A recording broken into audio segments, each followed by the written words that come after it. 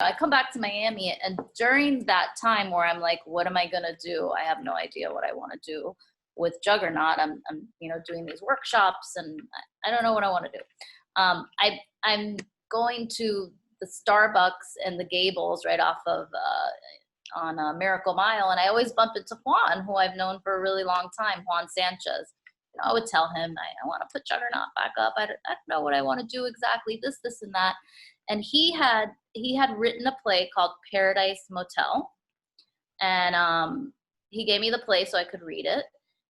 He had a production of it at MTC at the little black box theater there. And I wasn't able to go, but I was able to read the play, and we took the play to New York and we did a reading of the play. I was really curious to see how the Miami story, because it was a very Miami story about Little Havana through the decades, taking place in one motel room, how that would read outside of Miami. And the answer was that people loved it.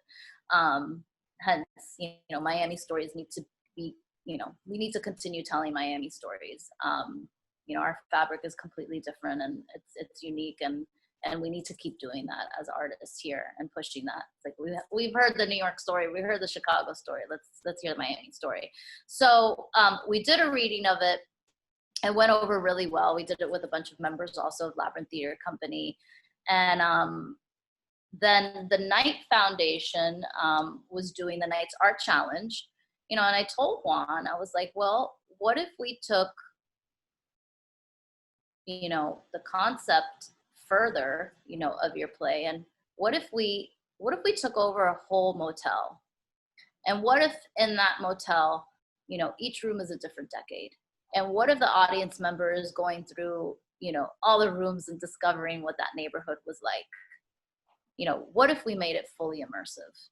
What if people walked in and we took them completely somewhere else, but as they're walking through this amazing piece of architecture that's been sitting there, use the space as the storyteller. Let's find out, what are the stories of this space?